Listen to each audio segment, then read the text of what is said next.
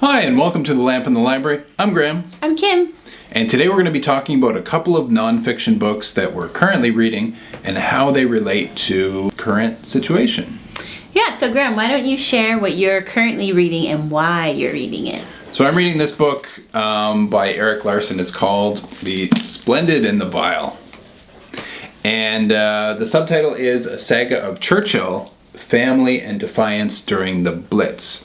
Now this book covers the time period from May 1940 to May 1941, where during World War II, where Britain was very much on its own, and it was really the responsibility of Churchill to not only keep morale up during the bombing of England by the Germans when everything seemed very hopeless and the threat of invasion was very real, but also he wanted to try to get support from the Americans and really try to bring them onto the side so that Britain was not alone in the war.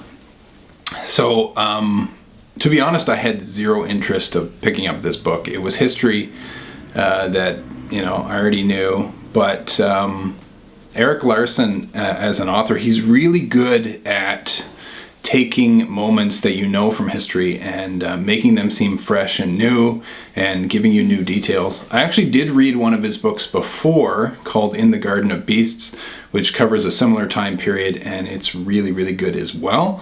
But I think what really resonates with me about this book, The Splendid and the Vile, is that it seems really relevant to our current circumstances in terms of leadership during a time of crisis. Obviously, we're going through the pandemic situation right now, and a situation like that requires leadership. I just want to have a brief aside to the politicians out there who are watching this video. Which we know there must be many. Yeah. Yes. If you find yourself in a situation where your constituents are suffering and dying and making sacrifices, and you're asking yourself, is this the moment where I should take a tropical vacation? I urge you to pick up this book, give it a read, and I think you'll find the answer to that question. Ah.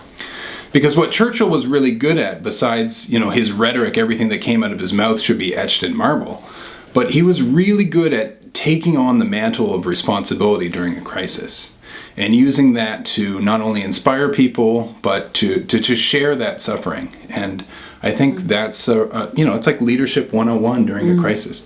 So I found this book really relevant to our current situation, and despite my misgivings, I'm really enjoying it. Oh, that's great. For myself, I'm currently reading I just finished it the other day, the book Owls of the Eastern Ice, A Quest to Find and Save the World's Largest Owl. And I bought this book last year because I saw that Helen MacDonald praised it. She really enjoyed it, and because I love her work so much, she's most known for H is for Hawk. I was like, well, I'm going to pick this up. And it is the tale of an American researcher who's doing his PhD on fish owls. That's the world's largest owl. And to study them, he has to go to far eastern Russia, to areas that are quite isolated. They're not very populated, but there are people who live there, and it's a harsh climate. You have to be a very hardy, strong person really to live there. So it's full of really interesting characters that he meets that, he has to stay with, or they help, him track to find the owls, their breeding grounds and such.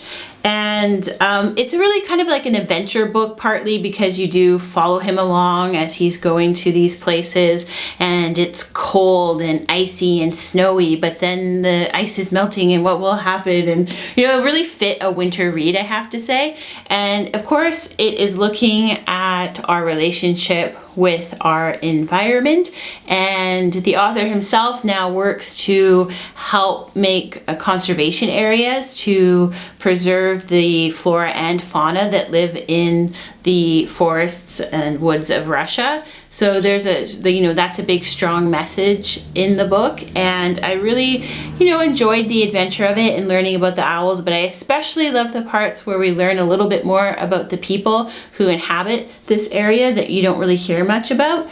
And I think it's very fitting for some current headlines as well, because you can try, but if you build a secret palace in the Russian woods, we will find out.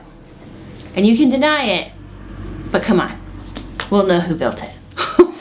But in the end, still, good book if you like nature books, and also just maybe a bit of an adventure read in the winter. So we thought these books were relevant to current circumstances.